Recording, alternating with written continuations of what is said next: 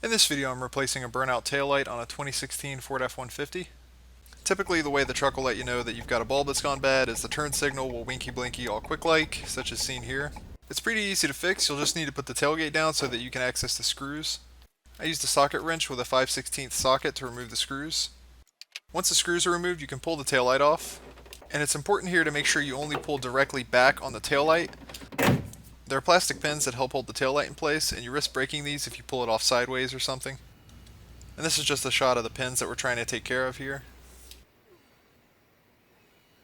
The top light with the brown connector is the one that's burned out. You just turn it to the left and then it pops out of the taillight. The bulb comes out of the socket pretty easily as well. Mine was a Sylvania 12-volt bulb and the part number was 3157.